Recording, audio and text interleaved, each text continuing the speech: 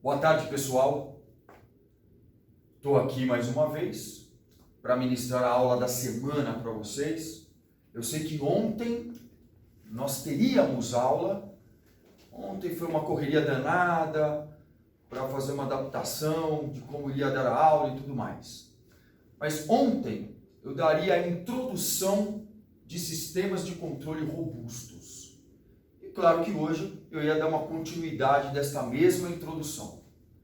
Consigo fazer tudo isso nessa aula e provavelmente na próxima. Mas, de qualquer maneira, essa vai ser a aula da nossa semana. Vocês já terminaram a primeira etapa do curso, que foi o projeto do controlador PID, através do regulador linear quadrático. Inclusive, provavelmente, vocês devem estar fazendo o relatório técnico para me entregar, visto que todas as simulações e todas as implementações práticas já foram feitas. E eu estou aguardando, então, o relatório de vocês, que vai ficar para a primeira aula depois da P1. Muito bem. Nosso próximo assunto, que também vai gerar um projeto, é o assunto sobre sistemas de controle robustos. Como vocês podem ler na lousa aqui, sistemas de controle robustos. Bom, hoje, como a aula está sendo um pouco diferente da habitual, ela acaba tendo um outro tipo de andamento. Por exemplo, eu não preciso ficar escrevendo muitas coisas na lousa, visto que o que eu estou falando está sendo gravado. Inclusive, depois dessa aula, eu vou deixar uma atividade com relação a esta aula para vocês fazerem. Então, muitas coisas eu não preciso escrever, eu estou falando, e o que eu estou falando está sendo gravado. Então, isso economiza tempo. Então, eu consigo dar a aula da semana somente neste vídeo. Eu peço que depois dessa aula, vocês realizem a atividade que eu vou pedir para vocês realizarem. Mas vamos começar. Vocês talvez nunca devem ter ouvido sobre sistemas de controle robustos. Talvez vocês nunca devem ter ouvido esta palavra robusto, por exemplo, na área de engenharia. Por aí a gente ouve muito essa palavra robusto. Mas na engenharia talvez vocês nunca tenham ouvido isso. Mas estão ouvindo agora. O que seria um sistema de controle robusto? Se a gente pensar no sistema de controle, vocês têm aqui, eu desenhei aqui na lousa, o diagrama básico de um sistema de controle que vocês estão habituados. Vocês não estão habituados com essa entrada, que eu chamei de D de S, e não estão habituados também com essa outra entrada, que eu chamei de N de S. De maneira que se eu eliminar daqui deste diagrama o D de S e o N de S, esse somador pode desaparecer, o diagrama fica um diagrama de blocos, que é a configuração básica de um sistema de controle, onde eu tenho o sinal desejado, a entrada do sistema, ou set point. Eu vou até registrar isso aqui. Aqui nós temos o set point do sistema, que é o sinal desejado. Aqui nós temos Y de S, saída do sistema. A saída é realimentada através de uma realimentação negativa, e esse somador, esse detetor de erro, esse comparador, faz a subtração do set point, do que eu desejo, em relação àquilo que na verdade eu tenho na saída. Isso gera uma medida de erro, que eu chamei de E de S. Então, esse E de S é o erro presente no sistema. Erro atuante ou simplesmente erro do sistema nesse momento. Bom, o erro entra no dispositivo chamado, no subsistema chamado controlador. Então, esse subsistema, que eu chamei, cuja função de transferência é K de S, é o meu controlador. O controlador, vocês sabem, que quando ele recebe o erro, ele produz um sinal. O nome desse sinal é esforço de controle, que eu chamei de U de S. O esforço de controle vai para o atuador ou diretamente para a planta. Então aqui eu vou representar esse G de S pela planta. Ou poderia ser atuador mais planta. Mas está aqui, planta. Claro que a planta que contém a variável que eu quero controlar vai produzir a saída Y, que normalmente é comparada com a entrada. Esse ciclo continua até que a saída Y acompanhe o set point. Vocês sabem que o objetivo em um sistema de controle básico é que a saída seja igual ao set point a partir de um determinado instante. O set point, em outras palavras, o set point, o sinal desejado, é o que nós gostaríamos que a saída fosse. Se o sistema estiver controlado, após um certo tempo, a saída Y de S vai seguir a entrada R de S, que é o meu set point. Eu não vou descrever isso, vou só te relembrar, você sabe mais do que ninguém que a saída pode acompanhar o set point com um erro pequeno ou com um erro grande. Depende. Depende da qualidade do teu sistema de controle. Até a saída alcançar a resposta estacionária, ela pode ou não sofrer oscilações lá na parte transitória. Ou seja, eu posso ter ou não overshoot no transitório. Vocês sabem de todas as problemáticas aí no sistema de controle. Por exemplo, a saída pode demorar para começar a acompanhar com precisão o set point. Significa que a resposta do sistema é lenta. Ou a saída pode rapidamente acompanhar o set point. A resposta do sistema é rápida. E dentre outras características que nós temos na resposta dinâmica do sistema, eu destaquei estas. Bom, voltando ao nosso assunto, nós temos aqui um sistema de controle básico que vocês estão acostumados. Só que é o seguinte, até hoje, você não se preocupou com essa entrada, tampouco com esta entrada. Esta entrada D de S é o que nós chamamos de distúrbio externo. Distúrbio externo. E a saída, e a entrada N de S é o erro de medida causado pelo sensor. O sensor, você sabe que geralmente fica no ramo de realimentação, para converter uma grandeza que geralmente é mecânica em uma grandeza elétrica, visto que este comparador é um circuito, é um sistema elétrico. Então nós temos que eventualmente transformar a grandeza mecânica, caso a saída seja uma grandeza mecânica, em uma grandeza elétrica através do sensor que nós colocamos no ramo de realimentação. Esse sensor, por algum motivo, por causa de ruídos ou distorção da própria dinâmica do sensor, ele pode produzir um erro de medida, um erro de conversão de grandezas. E isso gera um erro enorme na saída. Isso prejudica a saída. Então a gente tem que estar atento ao erro de medida causado pelo sensor. Outro detalhe importantíssimo e mais comum que o erro de medida causado pelo sensor é o que nós chamamos de distúrbio externo. Dependendo da aplicação, o sistema, a planta, pode sofrer um distúrbio externo.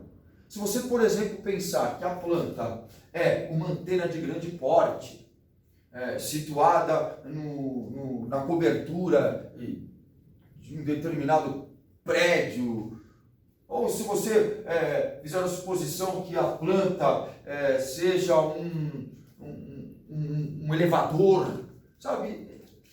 Distúrbios. Qualquer sistema pode estar sujeito a distúrbios. Por exemplo, uma aeronave, ou se você imaginar que a planta seja um drone ou um quadricóptero, como a gente costuma chamar aqui, claro que o quadricóptero ou drone sofre distúrbios. O próprio vento, dependendo de como ele vem, ele pode ser considerado um distúrbio para o drone. Então veja, o distúrbio externo é uma entrada indesejada. E nós não conseguimos mensurar, nem prever o distúrbio externo. Ele pode vir ou não. Vindo, o sistema tem que estar preparado para suportá-lo. Porque se o sistema de controle não estiver preparado para receber o distúrbio externo e de alguma forma suportá-lo, a saída pode ser modificada e não seguir mais o set point como nós gostaríamos. Se o erro de medida, que pode ser causado pelo sensor, for ignorado, e se isso um dia ocorrer, a gente pode perder informação na saída, e a saída não vai seguir de forma correta, de forma precisa, o set point do sistema. Então, nós precisamos nos preocupar com esta entrada indesejada chamada distúrbio e com este erro de medida causado pelo sensor, que nós chamamos de NDS. Duas entradas que até agora você nunca considerou em nenhum sistema de controle. Só que, para que o sistema de controle seja considerado robusto, você tem que garantir a saída YDS seguindo o set point com precisão, ou seja, com um erro pequeno, e ao mesmo tempo que você garante que a saída vai seguir o set point a partir de um certo instante T, você tem que garantir que se porventura um distúrbio entrar no sistema, ele vai ser rejeitado. E se o erro de medida entrar no sistema, também ele deve ser rejeitado. Se você garantir que a saída vai seguir o set point e que o erro causado pelo sensor, que o erro de medida causado pelo sensor vai ser rejeitado e que o distúrbio externo vai ser rejeitado, então você pode até dizer que o teu sistema de controle é robusto. Agora, para a gente analisar com mais profundidade esse sistema, e vamos agora fazendo uma imposição aqui, esse sistema é linear. Sistema linear. Vocês podem observar que eu não disse que ele é invariante no tempo, mas depois eu entro nesse assunto. É um sistema linear. O sistema linear, você sabe que ele satisfaz o princípio da superposição. Então, como nós podemos ver aqui nesse diagrama de blocos, esse sistema de controle tem uma entrada mais outra entrada chamada DDS e outra entrada chamada NDS. Então, esse sistema ele tem três entradas: set point, distúrbio e erro de medida. E uma só saída, YDS. É um sistema com três entradas e uma saída, sendo que a única entrada desejada é o set point, que é o sinal que eu desejo na saída. DDS, distúrbio, e NDS, erro de medida causado pelo sensor, são entradas indesejadas. Obviamente que essas três entradas vão influenciar na dinâmica da saída YDS. Para a gente observar isso, eu vou calcular a saída YDS. Como o sistema é linear e tem três entradas, o sistema sendo linear satisfaz o princípio da superposição. Então eu posso considerar primeiro que DDS e NDS são iguais a zero e calcular a saída devido ao set point. Depois eu posso considerar NDS e RDS iguais a zero. E só D diferente de zero. Aí eu calculo a parcela da saída devido ao distúrbio. Depois eu considero DDS e RDS iguais a zero e calculo a saída YDS, ou a parcela da saída devido ao YDS, a parcela da saída de YDS devido ao erro de medida causado pelo sensor.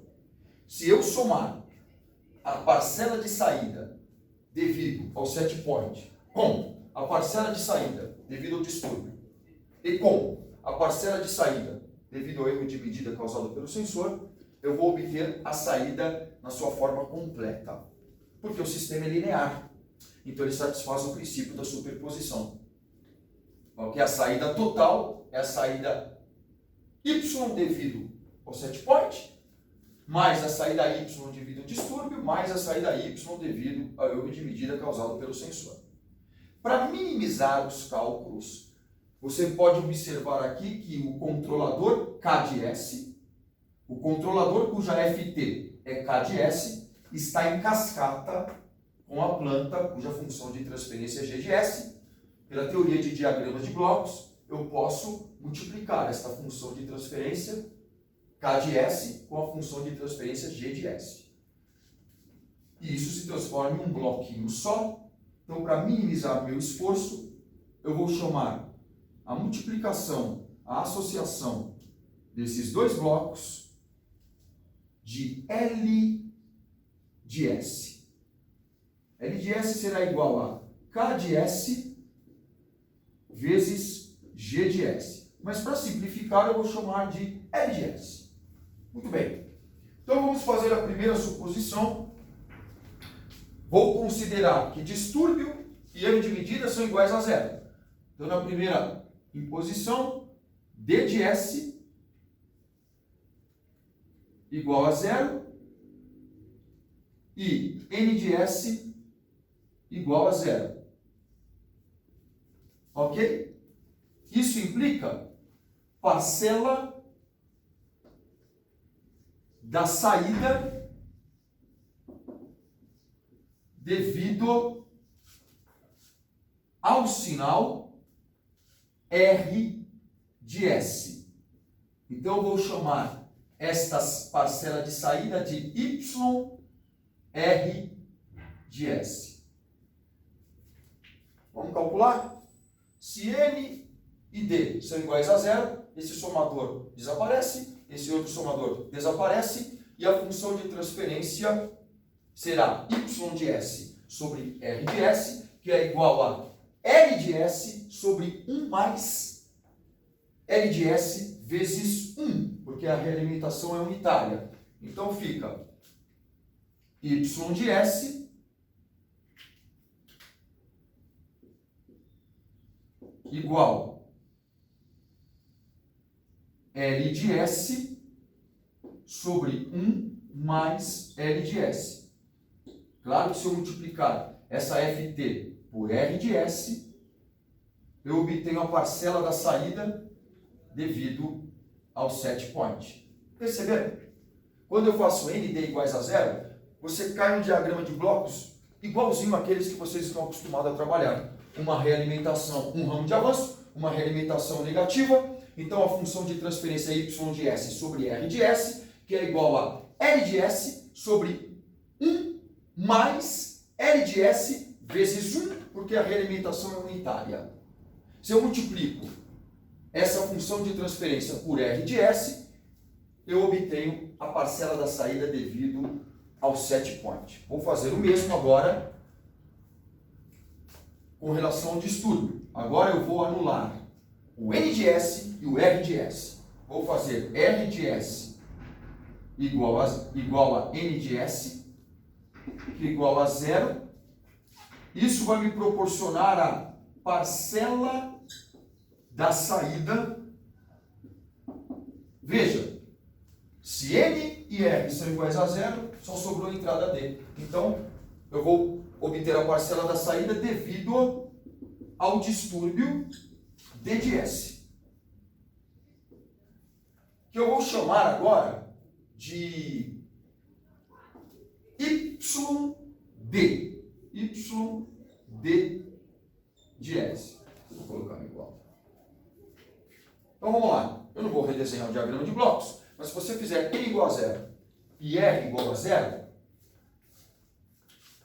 e se você quiser colocar o D como entrada, você vai obter uma função de transferência, que é esta daqui, ó, YD de S sobre D de S igual a uma certa FT. Se você multiplicar essa FT por D de S, você vai obter a saída, a parcela da saída devido ao distúrbio, que nada mais é do que 1 sobre 1 mais L de S vezes D de S. Tá aí. Então eu já tenho a parcela da saída devido ao set point e tenho a parcela da saída devido ao distúrbio. Falta a parcela da saída devido ao erro de medida causado pelo sensor.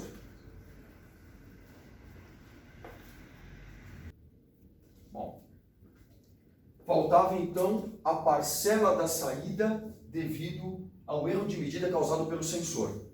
Então, fazendo R de S igual a D de S, que é igual a zero, eu vou ter a parcela da saída devido ao erro de medida causado pelo sensor.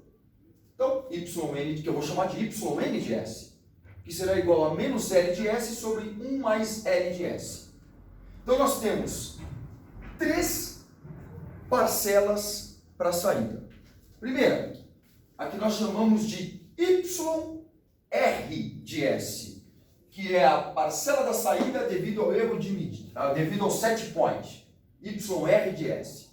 Nós temos a outra parcela de saída, que é a parcela da saída devido ao distúrbio, que eu chamei de YD de S.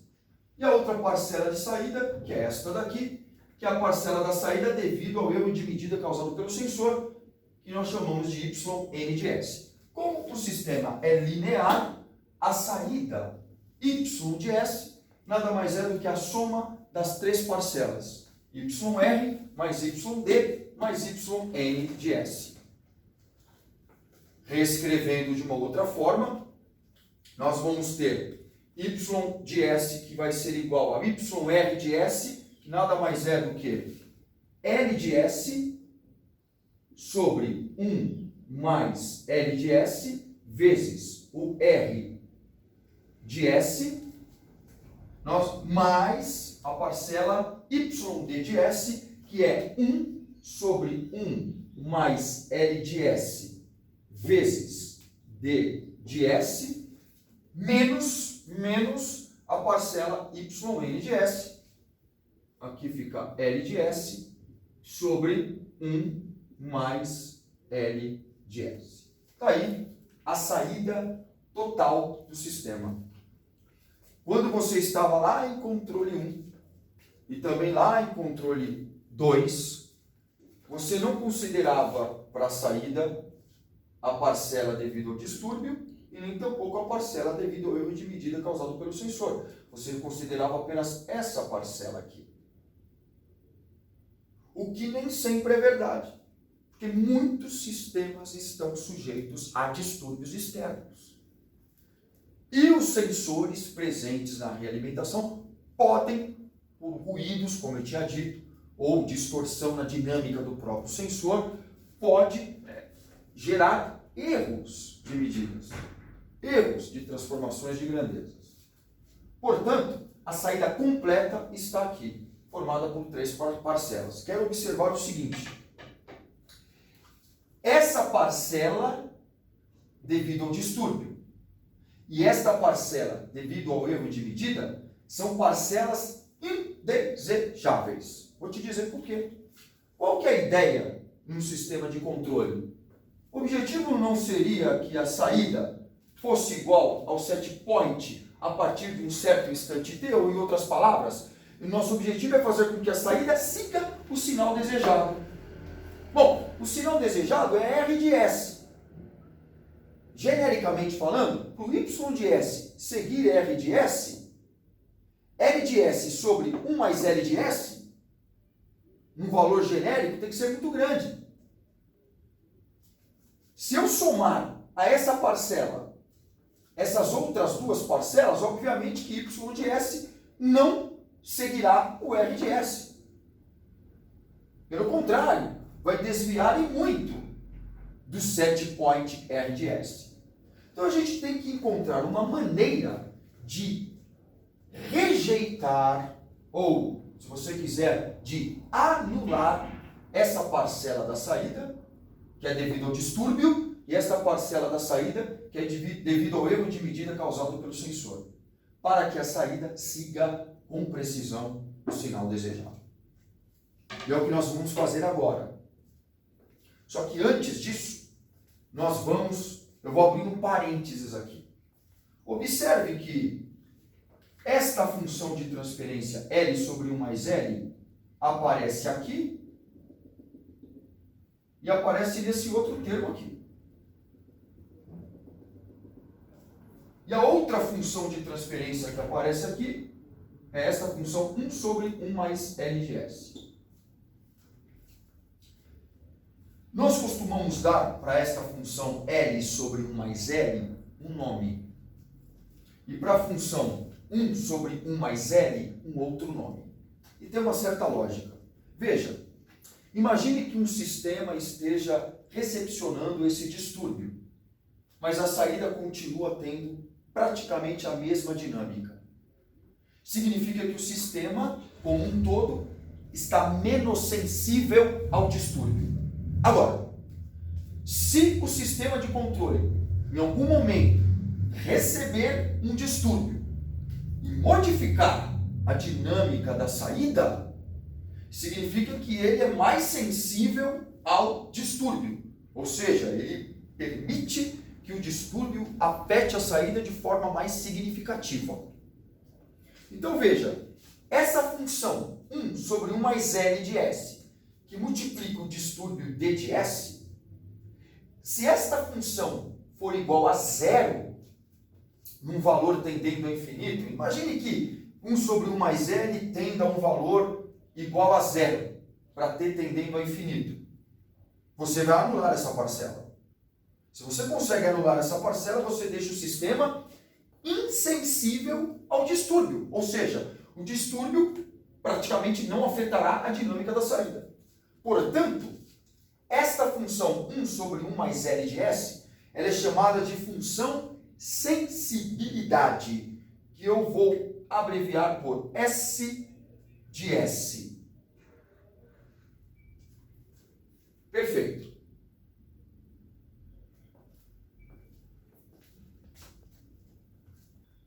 Então, o que nós temos aqui? A função sensibilidade S de S isolada. Eu vou somar 1 sobre 1 mais L de S com aquela outra função L sobre 1 mais L. Então, somando 1 sobre 1 mais L de S com a outra função que compõe a saída total, L de S sobre 1 mais L de S, claramente vai dar igual a 1. Claramente. Se esta é chamada de S de S, que é função sensibilidade, perceba que somando a sensibilidade, a função sensibilidade com L sobre 1 mais L, gera o número 1. Esta função L sobre 1 mais L é chamada de T de S. T de S. E o que é T de S? Função sensibilidade complementar. Função sensibilidade complementar. Ponto final. Portanto, se eu somar a função sensibilidade S de S com a função sensibilidade complementar T de S, o valor máximo é igual a 1. Então, T de S é chamada complemento, porque diz que ela completa a S de S. Mas é mais ou menos isso. Se S de S é igual a 1, T de S é igual a 0. Se S de S é 0,2, T de S é igual a 0,8. A soma não passa de 1. Então, o que eu vou fazer agora? Vou apagar essa parte da lousa e continuar os cálculos. Portanto, pessoal, já que T de S é L sobre 1 mais L e S de S é 1 sobre 1 mais L, a saída total pode ser reescrita da seguinte forma: Y de S igual a T de S vezes R de S mais S de S vezes D de S menos T de S vezes N de S. Eu vou chamar essa equação de equação 1. Guarda ela, guarda ela, guarda ela. Que na próxima aula eu vou continuar este estudo.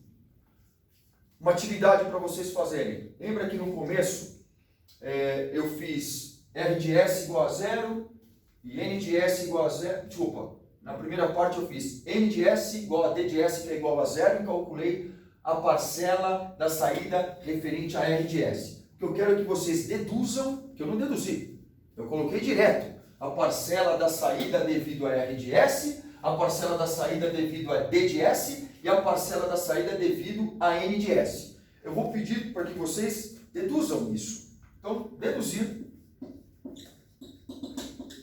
Y R de S, Y D de S e Y N de S.